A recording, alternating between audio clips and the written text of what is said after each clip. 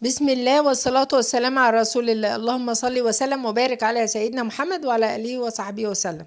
النهاردة نعمل مع بعض ما شاء الله الأكلة الجميلة اللي انتوا شايفينها دي، عرق الفليتو أو الروستو أو التربيانكو بأي اسم يعني يسمى.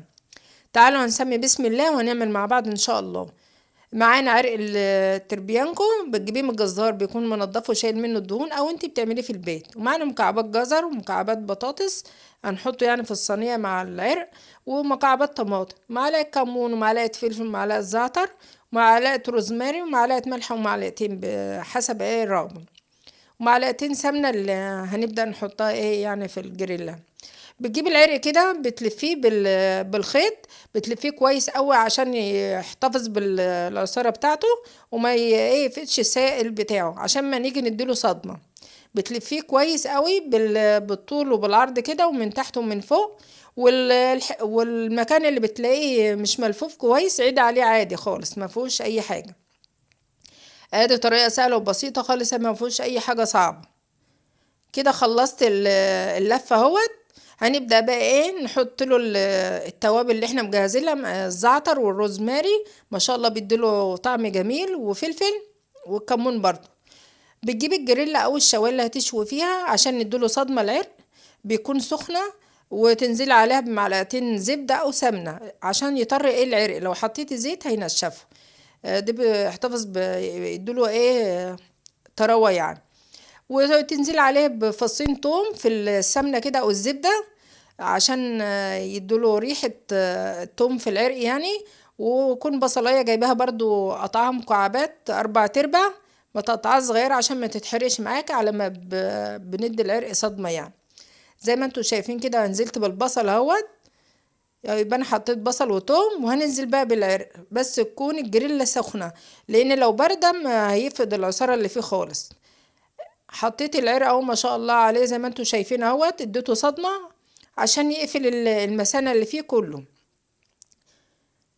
لان لو مش جريل سخنة يعني هيقفل العصارة اللي فيه.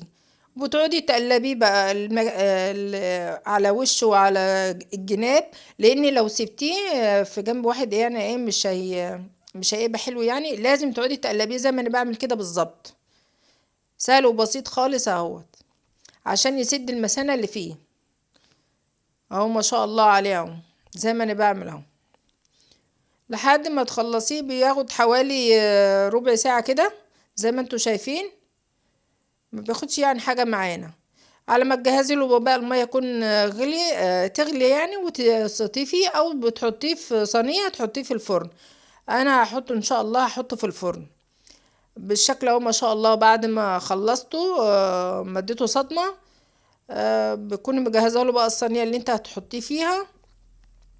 العرق دوت حوالي كيلو ونص، هياخد معايا ساعة ونص، حسب ايه الوزن. لو 2 أو 3 كيلو ياخد ساعتين أو 3 ساعات معاكي. دوت انا احطه على البوتاجاز حوالي نص ساعة او ساعة الا، واكمل سواه في الفرن عشان ما يبطش معايا في السوا. انا نقلته اهوت في الصينية، وبالبصل اللي انا كنت حاطاه معاه، وكوني مسخنه له الميه زي ما انا بعمل كده، وحطيت له الميه بتغطيه برضه عشان هيشرب الميه دي كلها.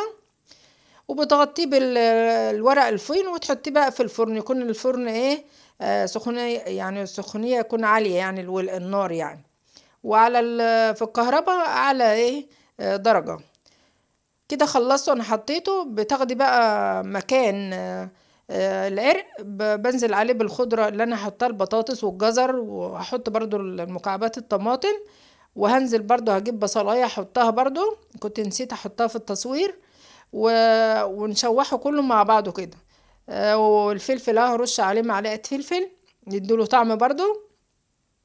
بياخدش حوالي 5 دقايق بنشوحه كده كله مع بعضه. وانا طبعا خدت من العرق قبل ما احط يعني الخضره دي، خدت منه شويه من الصوص عشان ايه هنبدا نعمل صوص التربيانكو يعني اللي احنا هتحطيه للحم. هنقعد بقى تشوحيه كده. ما تحطيش البطاطس والجزر دي مع العرق في الاول عشان ما يتهريش، مش هيستحمل يعني معاه في السوا. في نص الوقت بتحطيه، وقبل ما انت تحطيه في الفرن، لان طبعا هيبقى ايه يكمل نص سوا العرق. طبعا مش هيلحق يتهري معاكي، الخضرة بتبقى مكعبات كبيرة شوية عشان هي ما تتهريش معاكي. ادي العرق بعد ما استوى شوية على البوتاجاز، بوريكم شكله اهو ما شاء الله عليه، شرب برضو المية اللي احنا حطيناها. هنزل عليه بقى بالبطاطس والجزر والطماطم بالشكل دوت وهتغطيه بقى، ويكون حاطه ايه، حطي له بقى ايه معلقه ملح ورشها يعني عليه كده، لان لو حطيت الملح في الاول بتبطي السوا يعني في اللحمه. عودي نفسك اللحمه ما تحطلهاش ملح خالص الا في الاخر قبل ما تستوي، قبل يعني ما تطفي عليه. كده جهزناه وهنحطه في البوتاجاز بقى يكمل السوا بتاعه. هياخد حوالي ان شاء الله خد معايا ساعة ونص. بتجيبي بقى الجريلا، بنزل عليها بمكعبات مكعبين سمنة كده، زبدة يعني، او سمنة اللي عندك يعني.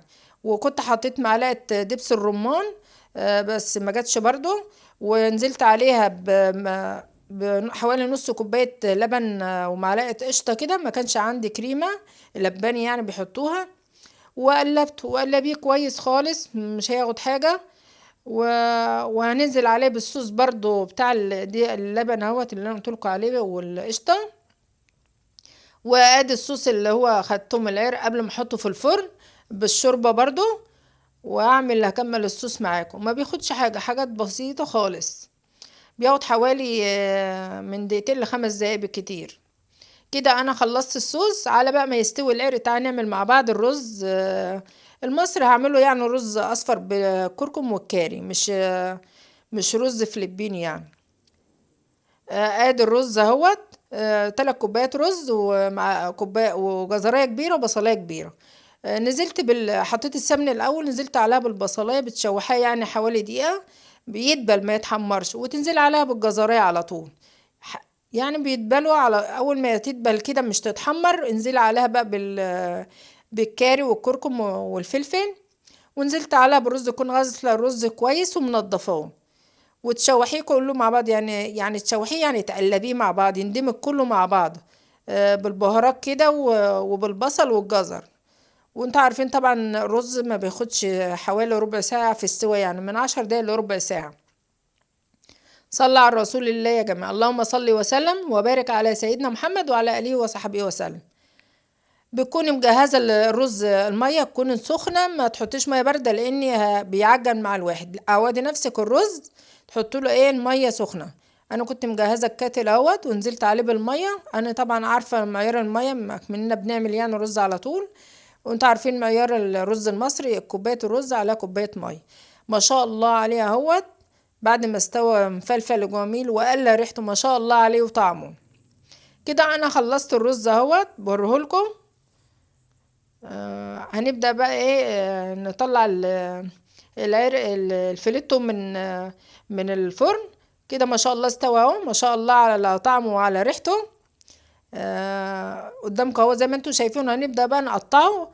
قبل ما نقطعه لازم تخليه يرتاح شوية عشان تعرفي تقطعيه. ويا ريت بقى لو كان بايت من بالليل يعني وانت عاملاه وهتتغدوا بيه تاني يوم، بيريحك بقى في التقطيع.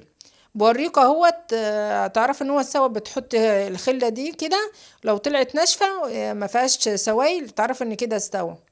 هلفه شوية بورق الفوين ده حوالي بقى نص ساعة او ساعة بالكتير، عشان انا يعني بصور عشان اقطعه معاكم. هسيبه بقى يرتاح شوية، لازم تسيبيه يرتاح شوية. وهبدأ بقى كده اقطعه بعد نص ساعة او ساعة معدت. جبته اهوت وهنبدأ نقطعه مع بعض اهو ما شاء الله عليه اهو. هنقطعه بقى مع بعض، بتقطعيه بالراحة خالص وبالراحة عشان ما يتهرش منك، زي ما انا بعمل كده بالظبط ما شاء الله عليه. وبيرمي معاكي قطع يعني، لو انت عاملة عزومة كده وبتعمليه بيرمي معاكي يعني في التقطيع يعني بيبقى عدد حلو كده وبيبقى شكله جميل ما شاء الله عليه. حسب بقى العرق اللي عندك، لو وزن كبير هيبقى العدد كبير يعني في التقطيع دوت. انتوا عارفين عشان كيلو ونص عدد يعني العدد صغير يعني. اهوت برهولكم ما شاء الله عليه بعد ما قطعته. ما شاء الله على شكله، ولا مهري ولا اي حاجة اهو زي ما انتوا شايفين. اذكروا الله يا جماعة.